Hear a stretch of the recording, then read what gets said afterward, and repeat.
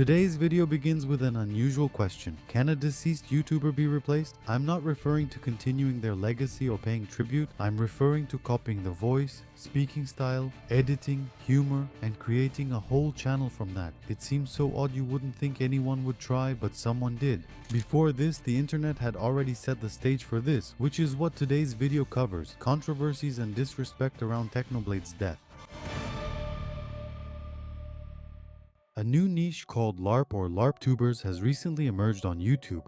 The term comes from live-action role-playing, but in this case, the idea was a bit different. Instead of playing fictional characters, these creators started to play as old versions of other YouTubers. Gradually, several channels featuring older YouTubers from around 2016 began appearing abroad, and recently they arrived in Brazil with familiar YouTubers. Honestly, almost no one had a problem with it until then. After all, these creators are still alive and they had just changed their content, abandoned old formats, or simply left those personas behind. In the end, for a lot of people, it was nothing more than a nostalgic joke. But this trend ended up crossing a line that nobody expected because someone decided to do exactly the same thing with Technoblade. If you followed Minecraft at any point in the last decade, you've probably heard this name. Technoblade, whose real name was Alex, was one of the biggest creators in the history of the game. He became widely known for his incredible talent in PvP, his extremely sarcastic humor, his unmistakable voice, and the classic pig with a crown skin. In addition, he became one of the most important figures in the Dream SMP, building a huge community over the years. But in June 2022, Alex died at the age of 23 due to sarcoma, basically a malignant tumor, basically cancer. And the news was given by his own father in the video So Long Nerds, one of the most memorable videos in YouTube history. He became known as Tecnodad in the community, playing a key role in preserving his son's legacy and staying close to fans. Remember him? He's important in today's video. This year, a channel called Technolarp emerged.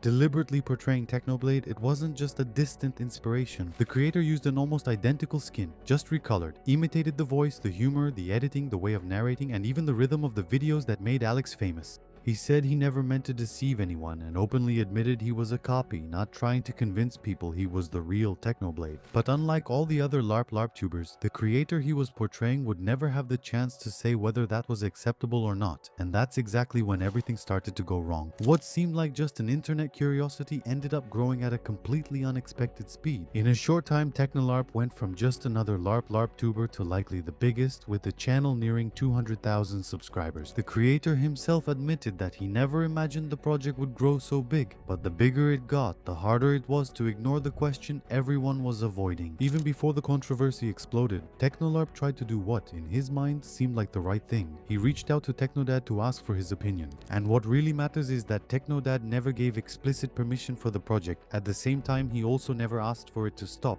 And it was this silence and this ambiguity that put everyone in an extremely uncomfortable situation. While some interpreted the lack of response as a sign that everything was fine, others saw exactly the opposite, and it didn't take long for this second group to start growing. The Minecraft community started discussing the subject more and more. Creators like Tubbo, Tubble, Slicksnag, Pickaclicks, and even Simon Collins, one of the co-founders of Hypixel, started to publicly show their discomfort in tweets and videos. The argument was quite simple. Imitating a creator who changed their content is one thing, but copying someone who has passed away is very different. Technoblade, for example, can't approve or disapprove of it. So all that responsibility ended up falling on one person, his father. And then an almost impossible problem to solve came up. If Tecnodad said he approved the project, a lot of people would think he was allowing his son's image to be exploited. But if he publicly condemned the channel, he would inevitably put a target on the creator's back. It was a situation where any response could lead to bad consequences. Just when it seemed like this discussion would be limited to the Minecraft community, it got a huge spotlight. One of the most discussed moments in this story was when Scap, one of Technoblade's closest friends, recorded a video with Technolarp. During the recording, in a completely spontaneous moment, Scap even called the guy Tech. That was enough for the clip to spread across the internet. On one hand, there were people saying that Technoblade himself would probably have laughed at the whole situation. On the other hand, many people commented on how strange it was for someone who actually knew Alex in real life.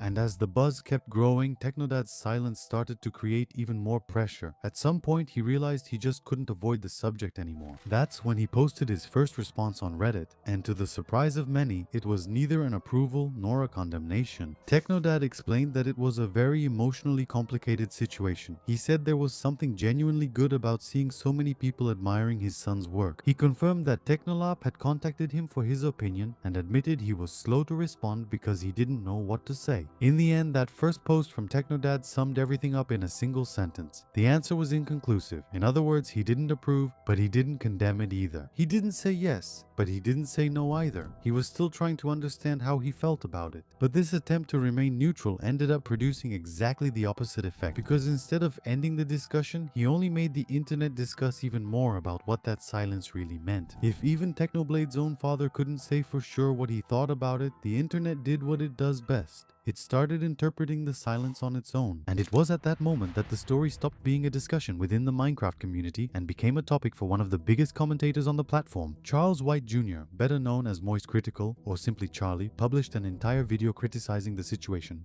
For those who don't know, he's huge abroad, like Felipe Neto or Whindersson Nunes, and unlike what many people thought or imagined, his focus wasn't to directly attack Technolarp. The main point of his criticism was something else. In his view, the real problem was the position that Tecnodad had been put in the first place. Charlie argued that the absence of a response should never be interpreted as authorization. To really understand this point, try to imagine someone impersonating Robin Williams, the famous late actor, recording videos with his former colleagues and building an entire career around that identity. That seems very different from paying tribute or honoring the actor. For Charlie, all of this went beyond the idea of a tribute and started to occupy a very strange space. And whether you agree with this comparison or not, one thing is undeniable. It made a lot of people look at this case from a completely different angle. But that wasn't the only discussion. As the video gained more attention, another topic started to come up more and more: money. A lot of people defended Technolarp because they believed that all the channel's profits would be donated to charity. That was pretty much a consensus among a large part of the audience. But during a live stream, Charlie decided to ask directly about that. That's when a detail that almost nobody knew about came up. Besides the Tiltify link used to collect charity donations, there was also a separate link for personal donations to the creator himself. Technolarp, who was in the live stream chat, replied saying that he almost never shared that second link, that the channel wasn't even making money from ads yet, and that he intended to make all of this clearer from now on. Still, Charlie argued this greatly changed the public's view of the story. After all, a lot of people supported the project precisely because they believed all the money was going to charitable institutions. And even before all this happened, Technolarp himself had published a poll asking how the channel's future revenue should be distributed. The options ranged from donating everything to charity to splitting part of the amount with the creator himself. The most popular option was close to a 50-50 split, and Technolarp himself acknowledged an important point: that channel only existed because of the legacy left by Technoblade. During the live stream, the Larper said many criticisms had lost context, claimed to be a doxing victim, mentioned threats to his family, and stated other LARPitubers also began facing attacks. Charlie said he fully condemned harassment or sharing personal information, but stressed this didn't change his view on the main issue. For him, the lack of a response from Tecnodad should always have been treated as a lack of consent and not as a green light. But unfortunately, the internet managed to make the situation even worse. As the situation gained more attention, in addition to the doxing against Technolarp, some people also began to directly threaten family members. It was at that moment that Tecnodad himself spoke out again, and this time there was no ambiguity. He stated that this was absolutely unacceptable and emphasized that disagreeing with the channel would never justify harassment, persecution, or threats. But there was still the question that had started this whole story still left to answer. After weeks of reflecting on the matter, Tecnodad published what ended up being considered his definitive stance. He explained that at first he thought it was just an isolated tribute, but as time went by, he realized that it was no longer about that. In his view, a new public identity was being permanently built on top of Alex's image, and this time the answer was clear. He stated that he had never authorized that project. He asked that the persona of Technoblade stop being used. He encouraged future creators to develop their own identities and once again made a point to emphasize that no one should attack or harass Technolarp because of this decision. After weeks of debates, interpretations, and doubts, there was finally a definitive answer. And honestly, you can't say it wasn't fair. Aside from the fact that eventually he could get cancelled for doing something stupid or getting involved in something, there's also the simple issue that he considered making money by literally being a puppet for a dead guy. And for me, that's just not okay. But unfortunately, that still wasn't the end of the story, because now all the attention turned to a single question: what would Technolarp do after this request? With the final stance from Tecnodad, it was finally Technolarp's turn to respond.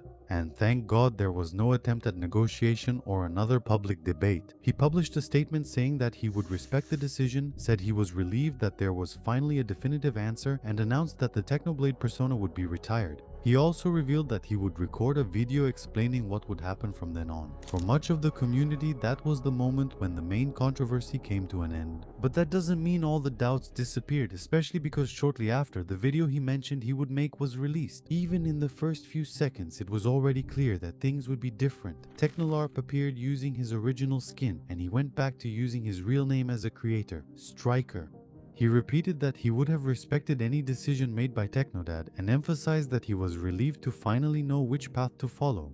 But this announcement video kind of solved one problem and immediately created another. The community became divided again. Many praised Striker's attitude for accepting the decision calmly and continuing to create content true to himself, which I see as the minimum, though others raised new concerns. If the channel had reached over 200,000 subscribers precisely because of the Technoblade persona, did it make sense to keep using that same audience? It was a hard criticism to ignore, and Striker decided to respond directly. According to him, anyone who was subscribed just to watch Technolarp should simply unsubscribe. Whoever stayed from then on would be following Striker, not an imitation of Technoblade. He also made a point of saying that the future of the channel would have nothing to do with that persona, except for characteristics he simply can't change, like his own voice and some natural mannerisms in the way he speaks. And well, in fact, if you look it up today, you'll see that he changed the channel from Technolarp to Striker MC and either made all the videos private or unlisted them, leaving only his statement, the end of Technolarp. And now, we get into opinion territory, because nothing in this story is really black and white.